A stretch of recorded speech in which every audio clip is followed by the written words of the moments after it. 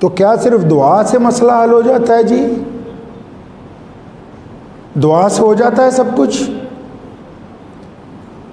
अगर सिर्फ दुआ से हो जाता तो रसूलुल्लाह सल्लल्लाहु अलैहि वसल्लम क्यों निकलते? मैं मानता हूं दुआ करनी चाहिए, मैं मानता हूं नमाज अदा करनी चाहिए, मैं इस बात का कायल हूं कि कुरान पाक के मुताबिक अमाल करने चाहिए, लेकिन जब तक अमल होगा तो असर होगा ना। अगर अमल ही नहीं होगा तो फिर असर कैसे होगा जी? अमल होगा तो असर होगा।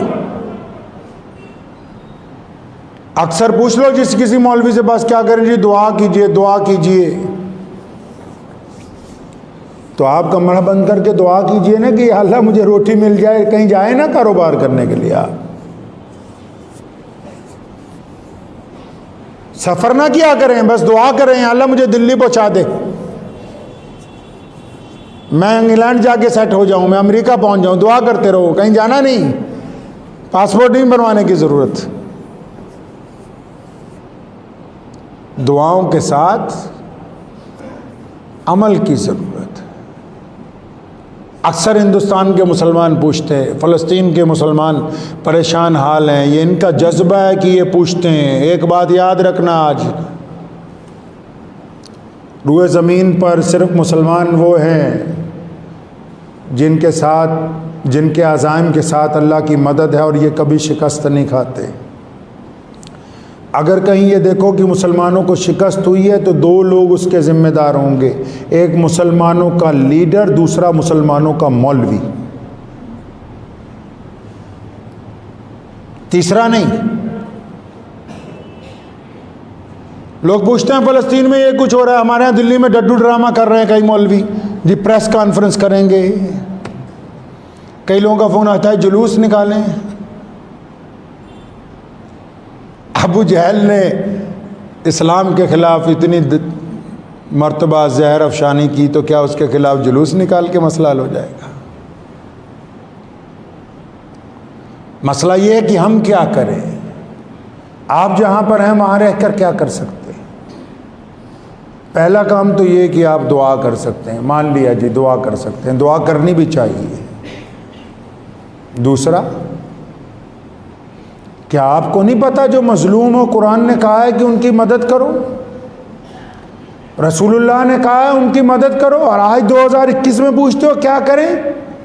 क्या तुम्हें नहीं पता कि फ़लस्तीन के जो मुसलमान हैं वो माशी तौर पर कमज़ोर हैं, इक़्तिसादी तौर पर कमज़ोर हैं? क्या तुम्हें इस बात की खबर नहीं है हिंदुस्तान के मौलवियों कि पूरी दुनिया के अलग अलग मुल्कों में मुसलमानों ने NGO बना के बेशुमार काफ़िले फ़लस्तीन भेजे, जो दवाइयाँ लेकर जा रहे हैं, जो कपड़े लेके जा रहे हैं, जो साजो सामान लेके जा रहे हैं, इसलिए कि उन ज़ख्मियों की मदद हो सके जो परेशान हाल हैं, जो गिरी हुई इमारतों को बनाने के लिए जा रहे हैं। क्या तुमने सिर्फ दुआ ही करनी है और कुछ नहीं करना है?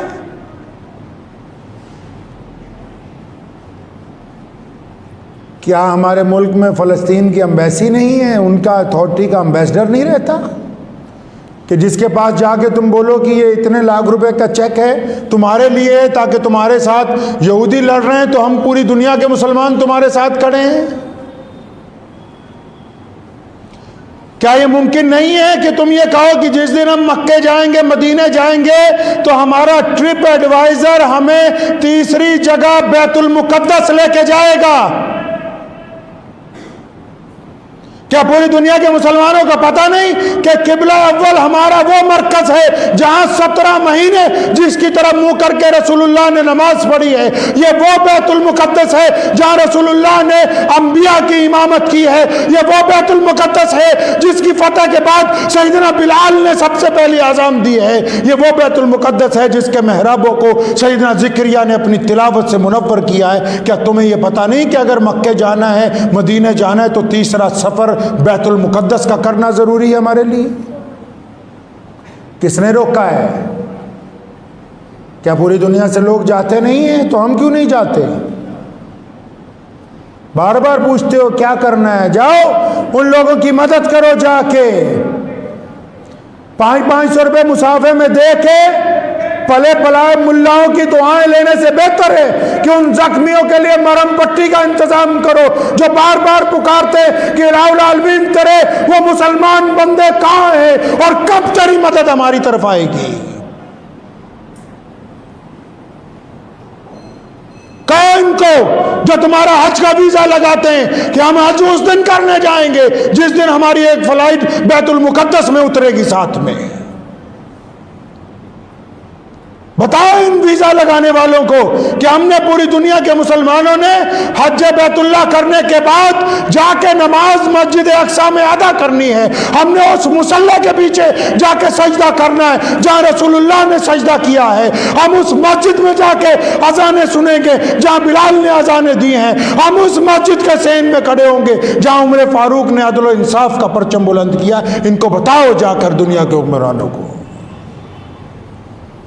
मैं मानता हूं कि हम लड़ने नहीं जा सकते, हम कोई फौजी मदद नहीं कर सकते, तो दो काम तो कर सकते हैं कि नहीं। उनकी इक्तिसादी मदद तो कर सकते हैं, फाइनेंशियली मदद तो कर सकते हैं। आज ही मैं पढ़ रहा था यूके की और दुबई की कितनी मुसलमानों की एनजीओज हैं जो बेशुमार दवाइयाँ और खाने पीने का सामान लेकर बैतुल मुकद्दस की तरफ गई हुई हैं। टर्की के कितने मुसलमान हैं जो वहाँ गए हुए हैं। बार बार हमारे मुल्ला शोर मचाते हैं कि भारत में दुनिया के सबसे ज़्यादा मुसलमान रहते हैं। अरे रहते हो तो कम से कम उन मुसलमानों की भी तो खबरगिरी करो जो तुम्हारे तरफ मुतवज्जो हों। दिल्ली के मुल्लाओं 5 स्टार होटल में बैठ के प्रेस कॉन्फ्रेंस करने से तुम्हारी गर्दन से ये गुनाह उतरेगा नहीं।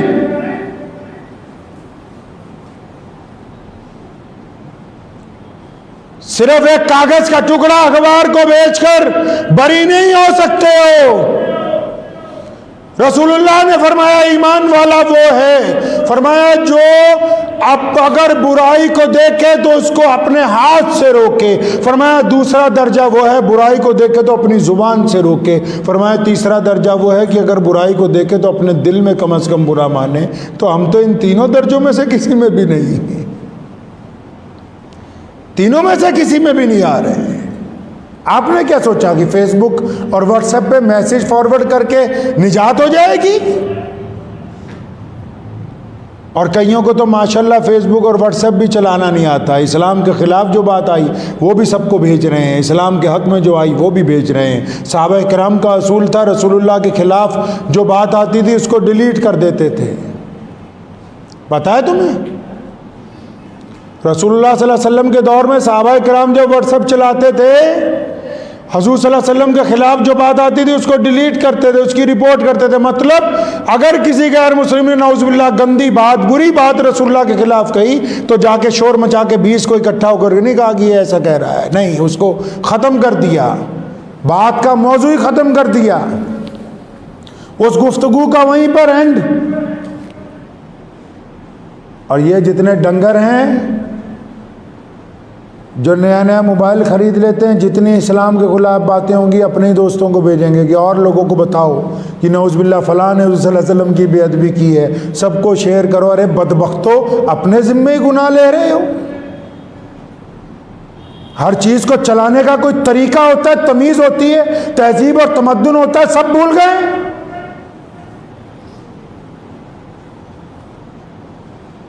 फ़लस्तीन के ख़िलाफ़ यहूदी और पूरा अमेरिका क्यों लगा हुआ है? क्योंकि फ़लस्तीन में टिकटॉक के स्टार पैदा नहीं होते, फ़लस्तीन में सारा दिन मोबाइल पर चला बैठकर गेमें खेलने वाले लोग पैदा नहीं होते,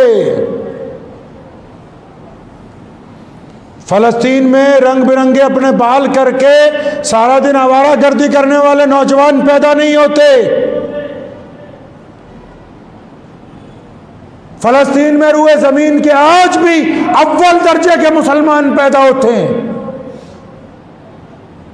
जो आला तालीम हासिल करते हैं, जिनका किरदार रसूलुल्लाह सल्लल्लाहु अलैहि वसल्लम के हुक्म के मुताबिक है, जहाँ शहीद होना लोग अपने लिए फ़ख्र की बात समझते हैं, जिनकी ज़ुबान रसूलुल्लाह सल्लल्लाहु अलैहि वसल्लम का नाम लेके नहीं थकती, जो रसूलुल्लाह सल्लल्लाहु अलैहि वसल्लम के क़िबला अव्वल को अपनी जबीनों के साथ सजाते हैं, शहादत दे देते हैं। इसलिए पूरी दुनिया का यहूदी उनके ख़िलाफ़ लगा हुआ है।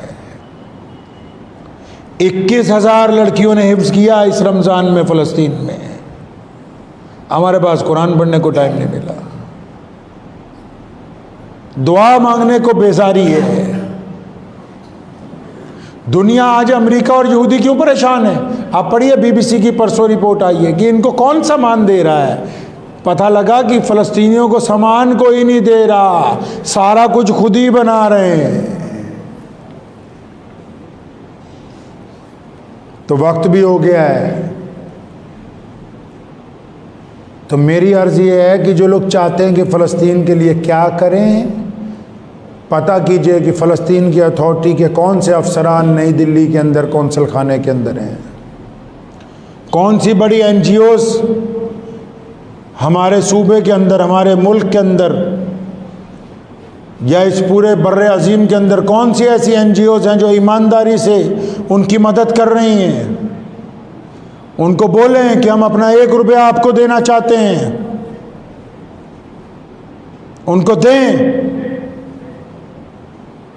और जो लोग हज पे जाते हैं, कोई पाबंदी नहीं है बैतुल मुकद्दस में जाने की। सुने इत्मीनान से बात मेरी, बैतुल मुकद्दस में नमाज पढ़ने के लिए सारा साल कोई पाबंदी नहीं है। मुसलमान शहदा ने अपनी कुर्बानियां दे के उसको सालिम रखा है। ये उसी को तो बंद करने जा रहे थे अभी रमजान से पहले कि दोबारा इतनी बड़ी कुर्बानी देनी पड़ी है। बैतुल मुकद्दस में कोई पाबंदी नहीं पूरी दुनिया के मुसलमानों पर जाने की। जो बंदा हज करने के लिए जा रहा है, औरत जा रही, मर्द जा रहे हैं, उनके साथ बच्चे जा रहे हैं, अगर वो अपना हज का वीज़ा लगवाते हैं, उम्रे का वीज़ा लगवाते हैं, अपने ट्रिप एडवाइज़र को बोलिए कि हमने खाना काबा की ज़ियारत के बाद, हमने रसूलुल्लाह सल्लल्लाहु अलैहि वसल्लम के रोज़े पर हाज़िरी के बाद तीसरी हाज़िरी मस्जिद अक्सा की लगानी है। हमने किबला अव्वल में नमाज अदा करके आनी है। जब रोजाना कई लाख मुसलमान पूरी दुनिया से बैतुल मुकद्दस की सरजमीन पर उतरने शुरू होंगे, हालात तब्दील हो जाएंगे। मस्जिद अक्सा इतनी बड़ी है कि एक वक्त में 5.5 लाख मुसल्ले, 5.5 लाख अफराद उस मस्जिद में नमाज अदा करते हैं। और फिर उसके साथ ही उसके दाईं तरफ मस्जिद बुराक, जहाँ से हज़ूर अकरम सल्लल्लाहु अलैहि वसल्लम का बुराक अर्श के लिए गया, वो भी वहीं पर मौजूद है। उसके अलावा मुतअद्दिद बड़ी बड़ी मुसलमानों की यादगारें जो हैं फ़लस्तीन के अंदर मौजूद हैं। तो 2 काम पल्ले बांध लें आप, सिर्फ रोने के साथ कुछ नहीं हो सकता है। कली दुआएं करने से कुछ हासिल नहीं हो सकता। अगर दुआ करनी है तो अल्लाह से कहें, अल्लाह मुझे तौफीक दें कि मैं अपनी नेक कमाई में से फ़लस्तीन के मज़लूम मुसलमानों का हिस्सा निकालूं। मुझे तौफीक दें कि मौला करीम जब मैं बैतुल्लाह का सफ़र करूंगा, जब मैं रसूलुल्लाह के रोज़े पर हाज़िरी दूंगा, तो बिना बैतुल मुक़द्दस में हाज़िरी लगाए हुए वापस नहीं आऊँगा। अगर हम ये 2 ही काम हिंदुस्तान के मुसलमान करेंगे तो मैं ये समझता हूँ कि क़िबला अव्वल की आज़ादी की ये जो जंग अल-कुदस के लोग लड़ रहे हैं, क़िबला अव्वल के लिए जो कुर्बानियाँ फ़लस्तीन की माएँ, बहनें, बेटियाँ, बच्चे, नौजवान दे रहे हैं, तो कल क़यामत के दिन जब वो शहदा आगे चलेंगे तो इंशाअल्लाह ताला इस मुल्क के मुसलमान शर्मिंदा नहीं होंगे इंशाअल्लाह ताला। दुआ कीजिए अल्लाह ताला मुझे भी और आप सबको भी इन बातों के ऊपर अमल करने की तौफ़ीक़ अता फ़रमाए। व आख़िर दावाना अल्हम्दुलिल्लाहि रब्बिल आलमीन।